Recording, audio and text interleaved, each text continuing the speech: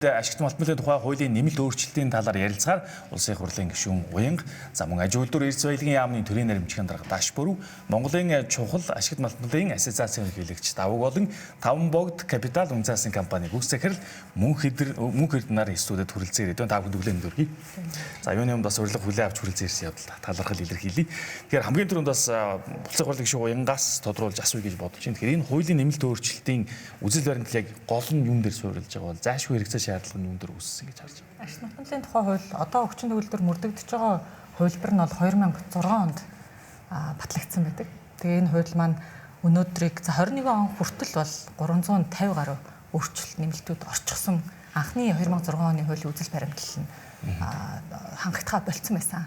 Тэм учраас ер нь л 21 оноос хойш шинжилж найруулъя, өөрчлөе, нэмж өөрчлөе гэдэг дээр их олон судалгаанууд бол хийгдсэн. Тэгээ яг одоо 58 сайд ажлын албатайгаа хамтраад ямаараа салбараараа хуулиа оруулж ирэхэд бэлэн болсон байгаад бол их талархаж хүлээж авчнаа. Өөрчлөх шаардлага бол байх. Тэгэхээр өндөр мэдээ бас ярилцах гол сэдвийн талаар нэмэлт мэдээллийг өгөхөөр студид CNBC-ийн цэрэн долоор ажиллаж байна. Тэгэхээр бас товчхон мэдээллийг авъя. За ингээд үзэгч та бүхэнд өглөөний мэнд хүргэе. За ашигт малтмалын тухай хуульд нэмэлт өөрчлөлт оруулах тухай хуулийн төсөл нь энэ хаврын чуулганаар хилэлцэх гол төслийн нэг болж байна. За нэмэлт өөрчлөлтөөр хуулийн зохицуулалтын 50 хүртэлх хувьд өөрчлөлт орж байгаа. За дээрх хуулийн өөрчлөлтийн хүрээнд ашигт малтмалын нөөц ашигласны төлбөр амнаатын хуваарлалтыг шинжилгээр төлөвлөсөн байгаа юм. За шинэ зохицуулалтаар уулуурхай төсөл хэрэгжиж байгаа суманд 20%, за аймагт 10%-ыг хуваарлах саналыг дэвшүүлсэн. Аж үйлдвэр эрдэс баялагын яамнаас мэдээлснээр энэхүү өөрчлөлт нь орон нутгийн иргэдийн хүрт хөгөөжийг нэмэгдүүлэх, за уул уурхайн үйл ажиллагаатай холбоотой маргаан үл ойлголцлыг бууруулахад зорилготой гэж тайлбарлаж байгаа юм. За Монгол улсын эдийн засагт уул уурхайн салбар чухал байр суурь эзэлдэг. За нийт орлогын 30 орчим хувь, экспортын орлогын 94%, аж үйлдвэрийн салбарын 74%-ийг бол бүрдэж байгаа. За иймд салбарын эргэцэн орчныг шинжлэх нь хөрөнгө оруулалтыг нэмэгдүүлэх, тогтвортой хөгжлийг хангахад чухал ач холбогдолтой гэж үзэж байна.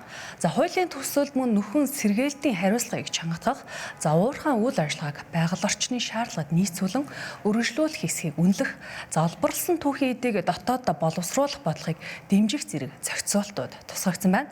За албаны хүмүүсийн зүгээс одоогийн эргэцэн орчин хэвээр үргэлжилбэл 2050 он гэхэд уул уурхайн салбарт шинэ хөрөнгө оруулалт саарах эрсдэлтэйг анхааруулж, за татварын орчныг тодорхой хэмжээнд шинжлэх шаардлагатайг онцолж байгаамаа.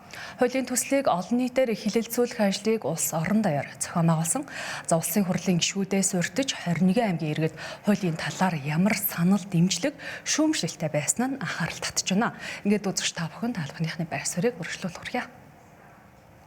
Малтмалын салбарт өөрт нь байгаа гэхээсээ илүүтэй олж ирсэн орлогыг нь зөв зохистой хуваарлах, шудраг хуваарлах, уул уурхайн үйл ажиллагаа явж байгаа газар орон нутгийн ард иргэдэд түлхүү боломж олгогддог байх энэ зохицуултыг хийх ажил маш олон жил одоо хүлээгдлээ.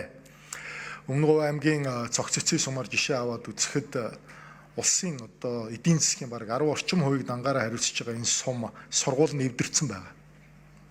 Улсын төсвийн хөрөнгө оруулалт дутагдж байгаа учраас. Эсвэл одоо өөр аймаг орон нутгуудад уул уурхайн үйлдвэрлэлийн үйл ажиллагааг хариуцлагатай уул уурхайн үйлдвэрлэлийн үйл ажиллагааг дэмжсэн ч өөрт нь эргээд бараг ашиггүй байдаг энэ хөвлбөр рүү орчоод байгаа учраас байгалийн баялагын үнцэрхэг үзүүл гэдэг зүйл газар авч шудраг ус хуваарлттай байна гэдэг энэ эсэргүүцэл одоо явагдсан. Тийм учраас бид бол энэ уул уурхайн салбарын эсэргүүцлийг одоо зөв болгож хувиргая. За ингээд бас оролцогч талуудын тэгш оролцоон дээр суурилж энэ салбараа өөдөн татаж энэ салбарын өсөлтөнд суурилсан улс орныхоо эдийн засгийг өөдөн татах юм бодлого дэвшүүлье гэж зорж байна. Монгол улсын нийт газар нутгийн өртөд 7% судлагдсан байдаг. Гэтэл бид нар хайгуулын салбараа сайн хөгжүүлж чадахгүй. Засгийн зах зээлийн эерэг одоо өдрөг хүлээлттэй дунд хугацаанд энэ хүлээлтийг бид нар өнөхөр нөхөж одоо барьж авч чадах нь үгүй гэдэг дээр бол бас бид нар бодох цаг ирсэн баг гэж болж байна. Тэгээд ялангуяа эцсийн зах зээлтэй холбоотойгоор тэр технологийн салбарын хөгжил дэвшилттэй тэгээд геополитикийн асуудал гэх мэтлэгийн шалтгааны улмаас маш олон улсууд бол ерөнхийдөө stockpiling буюу одоо чухал ач холбогдолтой гэж үзэж байгаа тийм одоо critical mineral stockpiling маш хийж байгаа. Дээрээс нь нэмээд хайр бүтээгдэхүүний одоо recycling маш их хийж байгаа. Гэтэл бид нар хайгуулынхаа салбарыг одоо хөгжүүлэх юм бол Энэ трендийг бол нөхөж авах боломж бас байх магадaltaй. Ингэснээр бол ер нь бол Монгол Улсын эдийн засаг тун хурдан одоо бэхжих болов гэж найдаж байна. Бид нар бол олон жил попрлоо, хийрглээ. Тэгээд тэр хийрглийнхаа дунд гадны олон хөрөнгө оруулагчдыг үргээсэн. Тэгээд хөрөнгө оруулах эрх зүйн орчноо сайжруулах хэрэгтэй. Урьж авчирсан бол ажилуулах нөхцөлийг бүрдүүлэх хэрэгтэй. Урьж авчираад хөөгөөд явуулдаг, залж авчирчаад заамдад явуулдаг энэ тогтолцоонд бол гадны хөрөнгө оруулалт сайжрахгүй. Сүүлийн жилд гадаадын хөрөнгө оруулалт 50% буурчлаа. Тэгэхээр бид бол одоо хөрөнгө оруулалтынхаа орчинг сайжруулах ажил асар их чухал. Тийм учраас манай засгийн газар бол энэ бизнесийнхаа орчныг сайжруулах, хөрөнгө оруулалтыг татах чиглэл рүү ажиллана. Тэгэхээр дараагийн асуултыг бас аж үйлдвэр эрс баялагын яамны төрийн нэрмжгийн дарга Даш Бүрвээс асууя гэж бодож байна. Тэгэхээр хуулийн төслийн шинжилсэн найруулга дээр газрын ховор элементийг илүү бас тодтогч асуумаар. Үүн дээр яг юу гэж тодорхойлж тусгаж оруулж өгсөн бэ? За та бүхний өдрийн мэндийг хүргэе. Ашигт малтмалын хуулийн нэмэлт өөрчлөлтөн дээр бид хүн энэ чухал ашигт малтмалын одоо жагсаалтаа зарлах эрх зүйн үндсийг бий болгож байгаа. Өнөөдрийн байдлаар Монгол улсад үндэсний геологийн алба болон энэ холбогдох одоо судлаачид эрдэмтэн мэргэд одоо тодорхойлж 21 төрлийн одоо бүтээгдэхүүнийг ашигт малтмалын одоо чухал ашигт малтмалын төрөлдөө оруулж зарлаад явъя. Энэ лүү чиглэсэн бодлогын ажлуудыг тодорхой болгоё гэдэг ийм одоо нөхцөл байдалтай. Энийг бол ашигт малтмалынхаа хуулинд нэмэлт өөрчлөлт оруулж одоо Монгол улсын засгийн газрын судлагдсан байдлынхаа хүрээнд бодлого чиглэлдээ нийцүүлээд зарлаад явах юм эрх зүйн өөрчлөлтийг бол хийж байгаа. Тэгэхээр яг энийг нэр томьёоллын хувьд бол мэдээж яг бид нар газрын ховор элемент гэдээ яриад байгаа боловч тодорхой дотор нь бас энэ чинь ангилж ялгаад байгаа шүү дээ.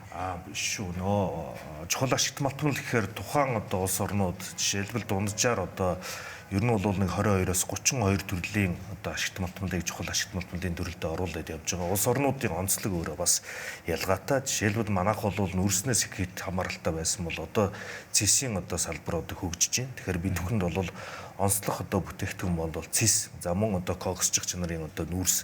За ингээд мөн одоо таны хэлдэг энэ газрын ховор элементүүд энэ дотроо ороод явах юм. Газрын ховор элемент, за тэгэл лити, кобальт гэдэг ингээд вольфрам гэдэг. За цагаан тугалаг гэдэг. Энэ чиглэлдээ явсан нийтдээ бол нэг 21 төрлийн ашигт малтмалыг чухал ашигт малтынхаа төрөлд оруулаад явна. Тэгэхээр энэ чиглэсэн энэ олон улсад чиглэсэн бодлогын ажлуудыг хийнэ л гэсэн үг. Тэгэхээр бас үзэгчдийн хувьд бол сонирхолтой нэг өнцг нь бол чухал ашигт малтмал бол олон түгээмэл тархацтай ашигт малтмалын ялгааг таваас нэг товчгоо тайлбарлаад өгөхгүй гэж бас давгүй бас. За бараг 3 ч ангилчмаар байгаа юм аа. Яа одоо ердийн ашигт малтмал гэдэг нэг одоо хуучин бол зис төмрийн өдрөөс өсвөлээд ингээ ашигт малтмалууд нэгдэлтэй. Нөгөө талд нь яг барилгын одоо суур аж үйлдвэрт хэрэгтэй. Тэгээд тухайн орон нутаг ч юм уу тухайн байршилтай ойр газраас бэлэн аваад ашиглах нэлээд түгээмэл тархацтай байдаг одоо илс хайрах ч гэдэг юм уу те барилгын төрлөөрийн чулуу одоо дулаалгад ашигладаг чуулганууд ч гэдэг юм иймэрхүү зүйлүүд бол түгээмэлтэй орж байсан.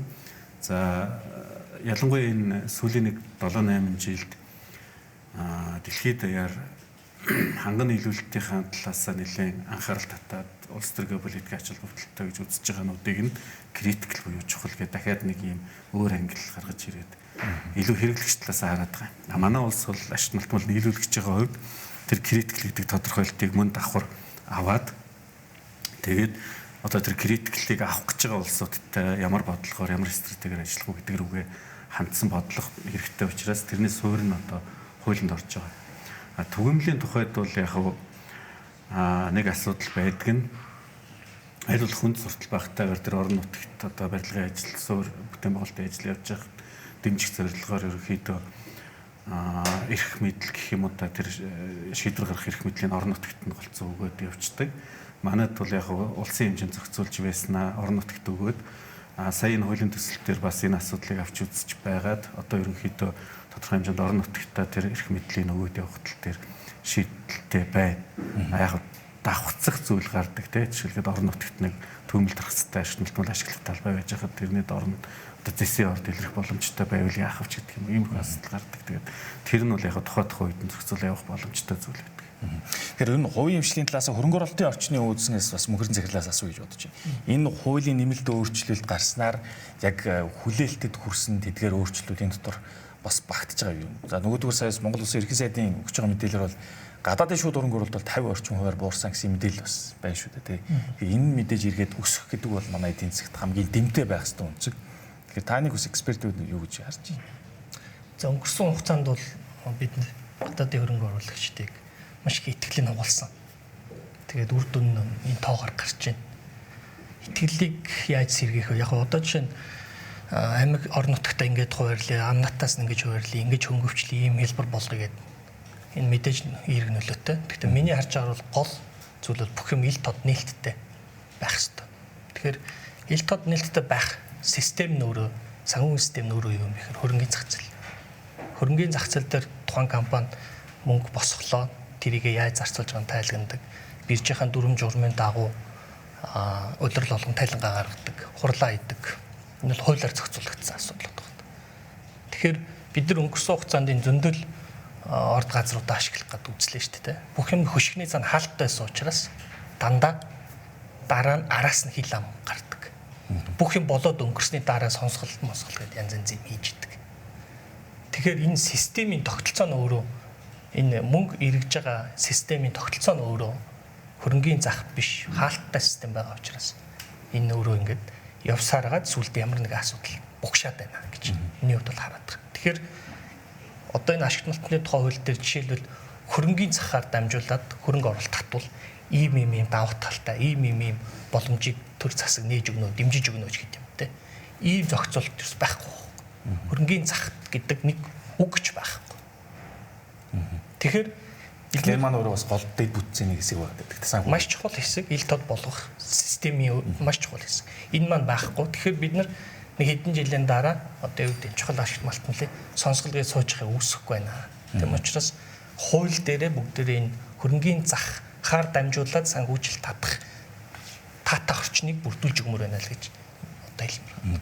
Тэр улс хурлын гишүүнгаас бас тодруулахад ер нь яг бидний гол хүлээлт бол мэдээж бас нэг хайгуул болон ашиглалтын тал дээр илүү хялбаршуулах нөхцөлийг бас бүрдүүлж өгч гэдэг юм уу те. Нөгөө талдаа түрүүн бас Риотентогийн захирлын үгэн дээрс дурдаг чааш маань нийт газрын нутгийн маш бага хувь нь өөрөө харьцангуй судалгаанд орсоо гэдэл цаана бас асар их нөөц байгаа гэдэг. Манай эдийн засгийн бүтэц өөрөө уулуурхаас үрдэ. Тэгэхээр энэ тал дээр ер нь яг таны хувьд хуулийн төсөл дээр ер нь бид нар яг тэр шууд хөрөнгө оруулалтыг дэмжсэн, нөгөө талд оруулсныг хамгаалсан тэр зохицуултуудыг ер нь хэр тусгаж өгсөн бэ?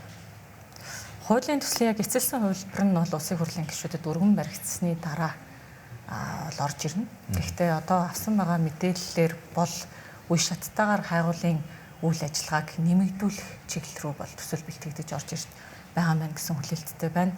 За ер нь ингээ боломж гарсан үе бүртээ нэг зүйлийг иргэдтэй ойлгуулъя гэж бодож байгаа.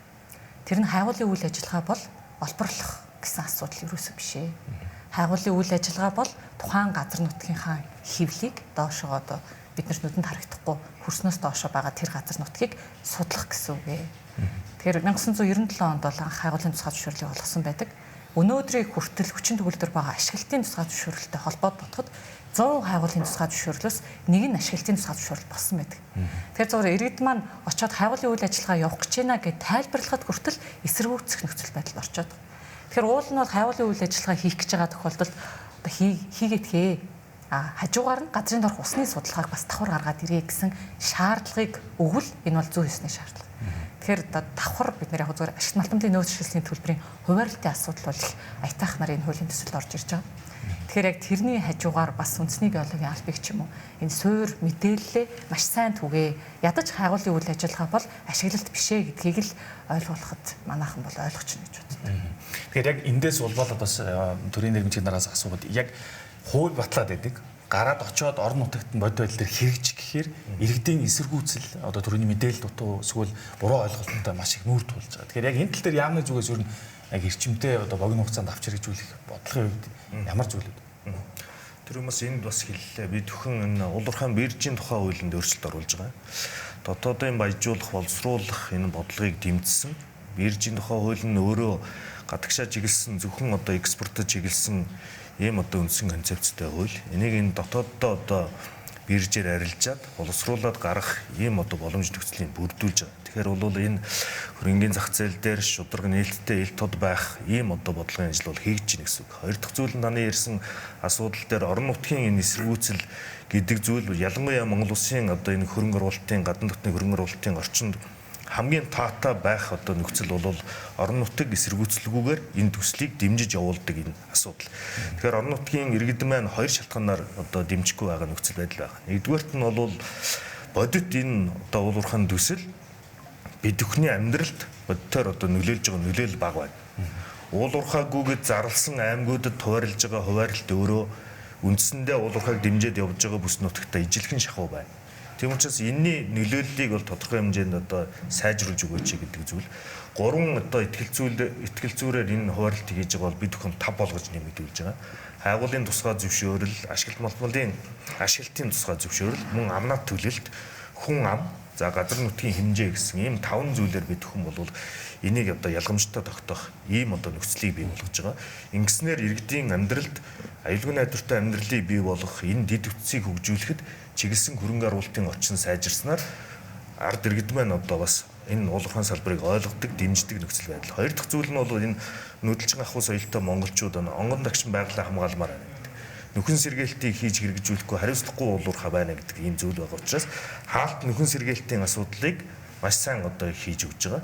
50% одоо хаалт нөхөн сэргээлтийн одоо барьцааг хөрөнгө байршуулад тухайн төсөл дуусахаас 3-2 хугацаа явж байгаа үед бүрэн гүйц 100% байршуулсан үндсэн дээр үйл ажиллагаа явуулдаг. Ийм одоо системүүдийг хийж өгснээр бол энэ гадна дотны хөрөнгө оруулалтын орчин сайжирна гэж ойлгож байна. Тэгэхээр бас би давхгай бас дараагийн асуудыг тодруулмаар. Ялангуяа хуулийн нэмэлт өөрчлөлтөөр тухайлбал яг чухал ашигт малтмалын ассоциацийн хувьд бид чинь хувийн хвшлийг төлөөж ажиллаж байгаа гэдэг утгаараа хуулийн төсөл дөр нь хэр саналаа оруулж чадсан бол нөгөөдгөр яг хувийн хвшлийнхны хүлээлтэд бас тодорхой хэмжээнд хүрэх тэр нөхцөлөд бүрдэж байгаа гэж ойлгож байна. Ер нь яг ашиглалтын хуулинд нэг удаа нэг дөрвтэй юм өөрчлөлт хийгдсэний дараах нэг 15-аас 20 жил тухайн салбарын хөгжил, тухайн одоо улсад оруулж байгаа эдийн засгийн үр хөгжиж талын асуудал ер нь тэр зохицуулалтаар яваад байгаа. Анх 90-ад оны дунд сүүл үеэр хийсэн нэг том реформ бол Монголд уулуурхайн салбарыг бий болгосон. 2000 оны дунд үеэр бий болгосон реформ нь бол төрийн өмчт уулуурхаануудыг бий болгосон. Тэгээд одоо эргээ харахад тэр 2000 оны үед төрийн өмчт уулуурхаануудыг бий болгосны дараах сайн сар бүх импактуудыг өнөөдөр бид нар нийгмээрээ үзэж хараад хилцээд явж байгаа. Одоо бид нарын энэ оруулж байгаа өөрчлөлтүүд үр дүнтэй болж чадвал энэ бол нэг 2040-оос 2050 он хүртэлх Монгол орны дүр төрхийг тодорхойлно. Тэр утгаараа ялангуяа энэ чухал ашигт малтмал их ач холбогдолтой олон улсад илүү анхаарал хандуулж байгаа учраас энэнийг бид нар зөв хийвэл юу болох вэ гэхээр энэ бол одоо манай улс экспортын хувьд ганцхан улсаас хамааралтай байдлыг илүү олон улстай экспорт худалдаа хийдэг тал руу биднийг хөтлөх боломжтой. Нөгөөх нь бид нар ашигт малтмалыг түүхийгээр нь гаргадаг бол одоо боловсруулад төрөл бүрийн нэг эцсийн биш юм гэхэд завсрын бүтээгдэхүүн хийгээд гаргах үе таалгыг нээж өгөх ёстой. Гэх мэтчлэн ингээд аюул чухал зүйлүүд байгаа учраас бид нар бол энд одоо өөрсдийн зүгээс яг энэ ялангуяа жишээлбэл хуулинд энэ чухал ашигт малтмалтай холбоотой эрх зүйн орчин боловсруулах тал дээр бол яамтай идэвхтэй оролцоогоо хангаад ингээд ажиллаад явж байгаа.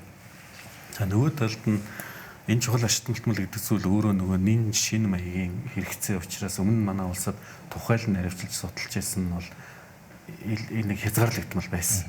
Тийм учраас манай улсын нутаг дэвсгэрийн хэмжээнд чухал ашигт малтмалын судалгаа өөрөө орчин үеийн шинэ техник технологи ашиглаад шинэ хайгуулын аргачлалуудыг ашиглаад явах хэрэгтэй. За одоо юу гэдгийг те орон нутагт байгаа иргэд жишээлбэл нэг зүйлийг ойлгомоор байгаа. Тэр хүн тэр нутагт дээр амьдрах одоо хүн чинь үрд амьдрахгүй те дараа үе амьдрын тэрний дараа үе амьдрын үр хойчин амьдрын. Тэгэхээр одоо улсын хэмжээнд энэ суур одоо сая уянга гишүүн хэлээд байгаа тэр судалгаанууд явуулсны дараа нэг бол ашигт малтмал байхгүй юм байна гэж мэдвэл тэр нутагт тэгвэл өөр ямар эдийн засаг явах юм гэдэг улс бодлогоо тодорхойлоход аягүй чухал. Байна гэж мэдчихвэл тэгвэл бас яах юм бэ гэдэг нь дахиад аягүй чухал болчихж байгаа байхгүй юу? Тэгэхгүй нөгөө судалгааг нь хийхгүй байгаад хахаар улс тэн дээр бас ингээд нэг тийм одоо хөгжлийн бодлоготойгоо тэр нутаг орноо зөв хийж чадахгүй тодорхойгүй байдалд орж юм нэг урсгалаараа л яваад идэг юм руу болчиход байгаа байхгүй. Тэгэхээр бас дараагийн яриа маань ер нь бол уул уурхай дотроо бас төрөлжилт маань өөрөө бас чухал хэсэг байгаад байгаа. Тийм учраас бидний дараагийн яриагийн хэсэг чухал ашигт малтмал дотроо газрын ховор элементийг бас онцолж ярих байгаа. Тэгэхээр яг энэ хэсэгт бас олон улсын хэмжээнд ямар нөхцөлтэй байгаа талаарх мэдээллийг маш товчхон оёо хүргэх болно. Өглөөний мэнд тэгэхээр та бүхэндээ өнөөдрийн топ 10 мэдээллийг танилцуулъя. Орчин цагийн техник, технологийн гол түүхий эд болсон газрын ховор элементийн дэлхийн баталгаат нөөц өнөөдрийн байдлаар 92 сая тонн байгаа бол түүний бараг талан гэж хэлж болох 44 сая тонныг бүгд найрамдах Хятад ард улс дангаараа эзлэн жагсаалтыг тэргүүлж байна. Энэ нь бол дэлхийн нийлүүлэлтийн сүлжээнд тэдний давмгайллыг бэхжүүлж байгаа дүр зургийг харуулж байгаа хэрэг болж байна. За хэдийгээр Бразил улс нь 21 сая тонноор удаах байрыг эзэлж байгаа ч гэлээ Америкийн нэгдсэн улстай харьцуулахад олборлолт нь бага гэдгийг мэрэгчлэнүүд онцлог хэлж байна. Харин Оросын албаны улс болоод Америкийн нэгдсэн улс мөн Вьетнам зэрэг улсууд нь 5-аас 7 дугаар байрыг эзэлж байгаа бол 10 дугаарт Өмнөд Африк орж байна. Мөн цэвэр эрчим хүч болоод батарей, цахилгаан тээврийн салбарууд өсөн нэмэгдэж байгаа нь газрын ховор элементийн эрэлтийг улам бүр өсгөх төлөвтэй байгааг илтгэж байна. Эдийн засгийн тооцоолсноор газрын ховор элементийн хэрэгцээ 2035 он гэхэд өнөөдрийн түвшнээс 400% хүртэлх өсөх хүлээлттэй байгаа. Харин одоогийн байдлаар боловсруулалт болоод олборлолтын шатанд бүгд найрамдах Хятад ард улс дангаараа давмгайлж зах зээлд ноёлж байгаа нь улс орнуудын дунд эдийн засгийн хүйтэн дайн гэж нэрлэж болохоор далд өрсөлдөөнийг бий болголоо гэж харахаар байна. Харин Монгол улсын хувьд 2025 оны 9-р сарын байдлаар газрын ховор элементийн 70 гаруй орд илэрс бүртгэгдснээс одоогийн байдлаар 3.1 сая тонн орчим батлагдсан болон таамаг нууц байд юм байна. Дорноговь аймагт байрлах лугийн голын орд болоод Өмнөд Говь аймагт байдаг Мушгай худгийн ордууд хамгийн их хүлээлтийг үүсгэж байна. Баярлалаа. Тэгэхээр бидний ярианы дараагийн хэсэгт бол онцлог хэсэг бол яалтчгүй газрын ховор элемент байгаа. Тэгэхээр та бүхэн бас сая судалгаанаас харсан баг. За 2035 он гэхэд дэлхийн хэмжээнд газрын ховор элементийн эрэлт бол нэлээдгүй өндөр хувьд өсөх гэсэн хэмжээг баримж харж байна. Тэгэхээр эдийн засгийн үүднээс ингээ харахаар төлөв бол газрын ховор элемент рүү чиглэж байгаа. Монгол улсын хувьд бол бас баггүй нөөцтэй гэж тодорхойлогддог. Тухайлбал бараг 10 жилийн өмнө бол дэлхийн хэмжээнд бол 4% гэжсэн. Одоо бол энэ ингээд өсөөд ер нь явж байгаа. Тэгэхээр улсын хурлын гишүүн уянгаас бас тодруулъя л да. Тэгэхээр яг энэ тал дээр өн төрөөс баримтлах бодлого ялангуяа газрын ховор элемент дээр тухайлбал яг энэ хуулийн нэмэлт өөрчлөлтөөр тухайлсан тусгасан хэсгүүд нь яг юу гэж явж байгаа. Одоо сая танаа судалгаалыг сайхан тодорхойлоод харуулчлаа л да. Газрын ховор элемент Хятадд бол дэлхийд ихэнхийг нь 50-аас дээш хувийг нийлүүлж байгаа ордууд нь байна гэдэг. Тэгэхээр хөрөнгө оруулах талдаа бас мэдлэгтэй хүмүүсийн хэлэлцүүлэгт байгаа учраас хөрөнгө оруулагчид дараагийн хөрөнгө оруулах таргетаа сонгохдоо одоо жишээ нь Хятадтай ойрхон улсууд тэр геологийнх нь өөрсдийн онцлогоороо үргэлжлээ тэр бүсүүд нь явж явах магадaltaй гэдэг дээр Монгол улсыг сонирхох нь бол гарцаагүй. Тийм ч учраас манай ашиг материалын тухай хуулийн дээр энэ шин тутам үүсэж байгаа харилцааг оруулж өгөө гэд орж ирж байгаа зохицуулт нь үндсэндээ одоо байгаагаар миний мэдээллээр бол газрын ховор чухал ашиг малтмлын жагсаалтыг баталдаг бай. Тэгээд тэрийг цаашаа хөгжлийг дэмждэг байя гэж. Харин хэрхэн яаж дэмжих вэ гэдэг зохицуултыг их хурал дээр магадгүй нэлээд сайн хэлцэж оруулж өгөх ёстой юм шиг байна. Одоо зарлаа гэдээ яг дараа нь яах, ямар хөшөөрөг байх юм, хөрөнгөний зах зээлийг яаж оруулж ирэх юм ч юм уу те. Тэгэхээр нэг томоохон тиймэрхүү зүйлүүд дээр нэмэлт байх ёстой юм шиг бол харагдсан. Миний мэдээлэл бол хамгийн сүүлд Монгол Ардын намын бүлгээр орж ирж танилцуулах үеийн л мэдээлэл энэ дэр. Тэгэхээр нэмээд бас ташууруу дараа хариулах юм лээ. За тэгэхээр бидний бас ярилцах цаг нь нэлээд өндөрлөлт өгч байгаа учраас би сүүлийн асуултыг мөнхөрдөн захирлаас тодруулж асууя гэж бодож. Ер нь газрын ховор элемент одоо бид нар үнэхээр гай тарих уу, гавь авцрах уу гэдэг нэг юм үнцэг яалтчгүй эдийн засгтэр бол хөндөгдөж байгаа. Тэр чинь уул уурхайн төрөлжүүлэлт дотор эдийн засгийн төрөлжүүлэхээс гадна уул уурхайн өөрөө төрөлжүүлэлт дотор газрын ховор элемент 90% хувьд бол яалтчгүй одоо тэргүүлэх чиглэлд орж ирж байна л да. Тэгэхээр энэ дээр бас та нэг үзэгчдэд ер нь нэг тодорхой ойлголт өгөхгүй тийм. За ер нь дэлхийн хөгжил өөрөө одоо ногоон эрчим хүч. За тэгээ цэглэгаан автомашин гэдэг ч юм уу. За дээрээс нь дата дүү AI гэдэг ингээд ийшээ явцсан. Энийг хинч ухрааж чадахгүй, удаашруулж чадахгүй. Энэ дэр хамгийн гол дүүхийд бол газрын ховор байгаа. Тэгэхээр энэ бол улам бүр цаашдаа ач холбогдолтой болно. Яхааргүй манай төрөлжүүлэх нэг бүтээгдэхүүн мөн. Гэхдээ ямар нөхцөлд вэ гэхээр би дахиад хэлье. Энэ нээлттэй системээ бий болгож байгаад эдийн засгийн эргэлтэнд оруулахгүй бол яг өмнөх алтаагаад бид нар тавтах гээд байна. За жишээлбэл сая Америк хамгийн хятад хамгийн их нөөцтэй хоёрт нь Бразил явж байна. Тэгэхэд өчигдөр жишээ нь Америкийн одоо компани Бразилийн нэг ордыг хөдөлж авч байна л да. 16 тэрбум доллараар гэжсэн баха. За нэг хэдэн сарын өмнө Гренландд байгаа ордыг бас Америкийн компани худалдаж авсан. Тэр Америкийн компаниудыг нь бол хэн эзэмшиж байгаа гэхээр Трамп гарч ирснээс хойш тодорхой хувьд ингээд эзэмшиж явчихсан. Тэгэхээр жишээлбэл бид нэр одоо энэ хууль батлагдсны дараа ямар нэгэн компани ингээд гарч ирлээ гэж бодоход тэрийг Америк хүртэл авах боломжтой байна. Хэрвээ бид нар энэ систем, энэ хөрөнгийн зах зээл гэдэг энэ нээлттэй системээр явуулахгүй дотроо хав дараад ингээд тах юм бол эн чинь гадныхны том хөрөнгө оруулагчдын хараанд өртөхгүй. Энэ хавьдаа л бид нар иргэдэг гэсэн үг. Нэгдүгээр. Хоёрдугаар жишээлбэл бодит жишээ байгаа шүү дээ. Asian Battery Metals гэдэг компани Австралийн биржээр хувьцаа гаргасан. Энэ хайгуул хийж байгаа.